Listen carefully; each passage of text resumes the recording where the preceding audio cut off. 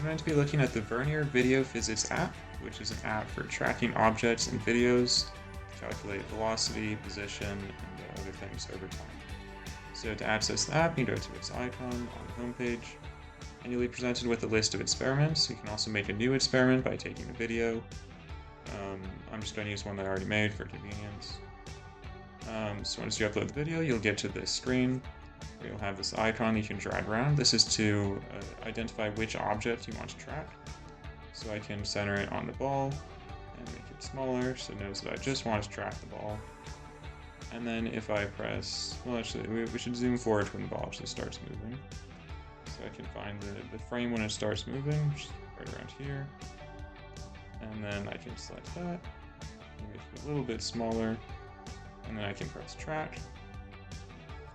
And yeah, so it did nothing. I have no idea what it was even trying to track. Somehow ended up above the fence.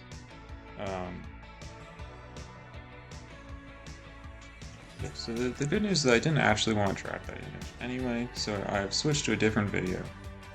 And here, I think the blue on red contrast would be a lot easier. So if I can just zoom in on this ball, and then I just press track, then you can see that it did actually work. This is somewhat surprising. So now that it's actually worked, I can go to origin scale, and I can decide what I want those to be. I can select my axis, my x-axis, and try to align that with the axis of movement, which is somewhere around there. And then I can select the scale. I don't actually have the scale for this one. Let's see. Maybe the ball is like a foot across? Yeah, we'll just say the ball is a meter across for now, and we'll deal with that later. So now I've done this, I can go to the graph section. And here I can see position versus, or x position versus y position, which tells us nothing because it didn't really move up and down. And then I can look at the x position, x velocity over time. So you can see it was generally slowing down over time. And then we can also see y over time, which is complete nonsense because of course it wasn't moving up and down. So you may be wondering, can it track something that is moving very quickly? And the answer is kind of. So here's an experiment where you have a ball that is going to be kicked very quickly. It's going to be out of frame in a few seconds. And if I try to track this, see, it's only there for a few frames. So if I go back to the first frame that's visible, or the first frame before it moves, and then I select it, and I zoom in on the ball, this is very high contrast with the blue on green, so you expect this to work well. But then I press track, and it does terribly, because the ball just moves way too fast. There is a solution to this, though it's not a very good one. What I can do instead is I can go back to that first frame, which is right around here, and I can manually click on the screen to add a point, and then I can move and select the next one, a point, move to the next one, set a point, and I can just do the process that it's supposed to do for me by hand, which for this isn't that bad, it's only on screen for a few frames. If you had something where it was on screen for many more frames, that would be difficult. But for this works fine. And then I can go to my origin scale, which I've already set up somewhat accurately. And then I can go to my graphs and see that this is about what you would expect. It's measuring the ball is going like 70 miles an hour, which is a little bit fast, but it's not that far off. So, I'd say it worked okay. So in order to evaluate the app, we are going to use it to calculate the gravitational constant g on the Earth's surface. And to do this, we will drop a ball from a known height and film its fall, then upload this video to Vernier Video Physics and use the app's graphing function to figure out its final velocity. And finally, we'll plug that final velocity into the equation v final squared equals v naught squared plus 2 times acceleration times change in height, solving for acceleration, and we should get G to be 9.81 meters per second squared. Okay, so here's our setup. Here is this is the sheet that I'm gonna drop in front of to help Veneer see this black ball.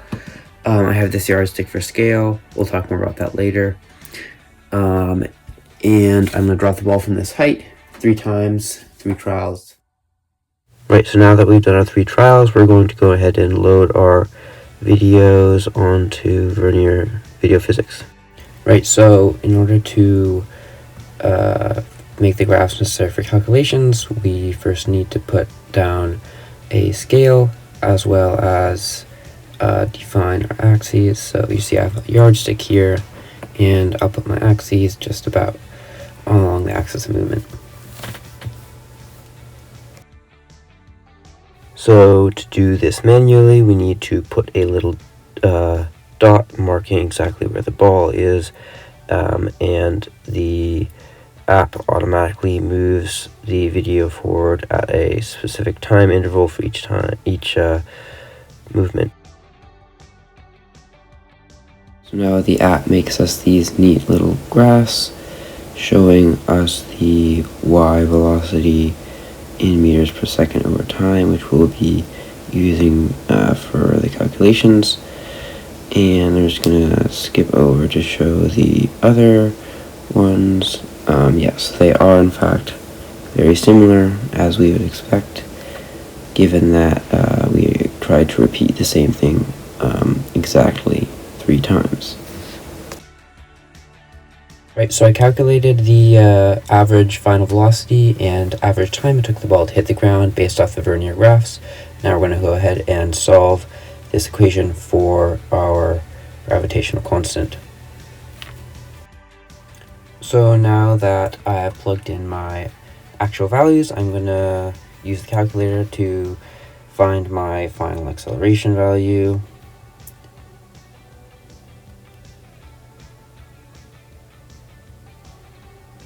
Yeah, so it looks like it's negative 9.47 meters per second squared. So we can compare this to our actual value for G of 9.81 meters per second squared to see that it's pretty darn close. So I calculated the percent error of the value that we ended up with for G.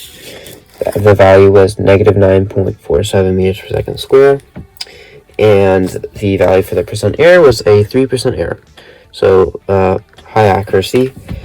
As far as precision goes, I also calculated the value of G for each of the 3 trials on its own, no averages, and they're all within 0.5 meters per second of each other. So also pretty decent precision. Okay, these are the pros and cons for the Veneer Video Physics app. The pros is very intuitive. We didn't have to watch any tutorials or anything to learn how to use it. It's a very straightforward interface. You want to see figure out what you're doing. And it's also quite adaptable because you can put in the points yourself. You can make this work for pretty much anything. Even if the tracking isn't able to pick up on it, you can just put in the points yourself. The cons, it usually doesn't work. For some reason I thought this would just perfectly track every object in a video. It does that maybe like 1 in 10 times. For small experiments where you have a very solid background and the ball is very contrasting with the background, it works fine. But for anything real world, like a soccer ball in a field, don't count on it. And then it's also quite painful if you have to put in the dots yourself, especially if there are a lot of dots. That can take a very long time, and it is not fun. And now for more cons. In a baffling design choice, this app does not use the phone's depth sensor. When it's tracking movement, it doesn't use the thing that tracks how far away something is. I don't know why this is. Instead, it measures everything in terms of pixels. So when you set a reference in the app, it just sets it in terms of pixels, which means that if something's moving toward you or away from you at all, it will not measure that, which can be very annoying. And then a final point to address. This app is extremely expensive at $4.99, which is roughly $4.99 more than it should cost. If this app were free, it would be a great app. It would be fun. I would have very few complaints. But for $4.99, this thing should work better. So to conclude, we give this app a overall rating of -4.99 out of 0, which is the price that it should have been.